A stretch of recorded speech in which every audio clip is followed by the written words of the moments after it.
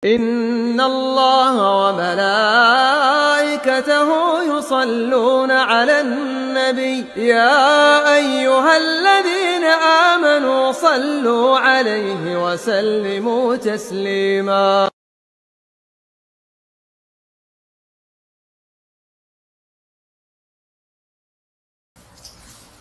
Bapak-bapak yang dirahmati oleh Allah, jadi kalau Nabi Muhammad saja masih diperintahkan oleh Allah untuk belajar, untuk terus minta ditambah ilmunya, maka kita sebagai umat yang mengaku mengikuti Nabi Muhammad SAW lebih berhak untuk belajar.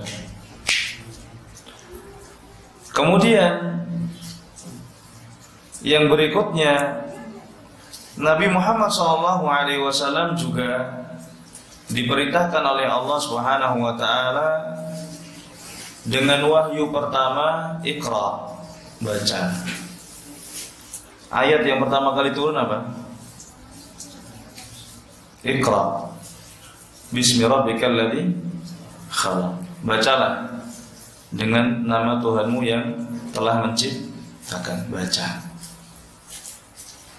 Baca adalah media untuk belajar. Jadi orang Islam nggak boleh lepas dari ilmu. Nabi Muhammad pertama kali diperintahkan baca. Nabi Muhammad diperintahkan untuk minta tambah ilmu. Agama Islam adalah agama ilmu. Ali bin Abi Thalib radhiyallahu taala anhu, beliau menyebutkan, cukuplah kita mengetahui keutamaan ilmu karena orang yang bodoh pun mengaku dirinya berilmu. Dan orang suka kalau dikatakan dia berilmu. Dan cukuplah kita tahu keburukan kebodohan ketika kita melihat orang itu marah ketika kita katakan orang bodoh. Dan orang bodoh pun gak mau disebut orang bodoh. Orang bodoh pun gak mau Pak disebut orang bodoh. Padahal dia bodoh, tapi gak mau dibilang bodoh, ya. Ini menunjukkan ilmu sangat mulia, ya. Kita pikir pakai akal saja begitu. Orang yang gak berilmu pengennya dibilang berilmu, dan orang bodoh gak mau dibilang bodoh. Ini kata sahabat Ali bin Abi Thalib radhiyallahu anhu.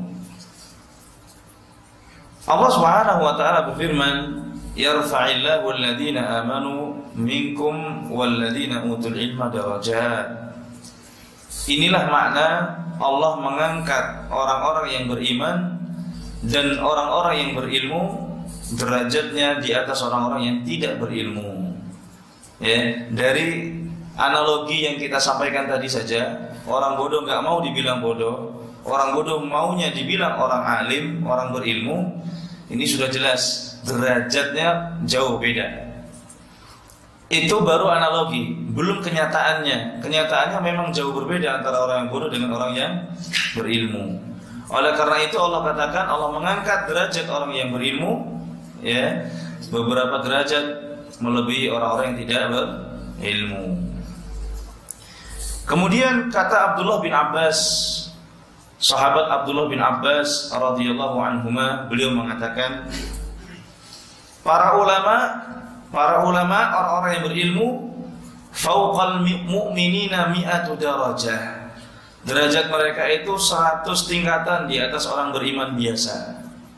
Dan beliau mengatakan satu tingkatannya itu seperti kita melakukan perjalanan 100 tahun. Yakni sangat jauh bedanya antara orang yang belajar dan orang yang tidak belajar.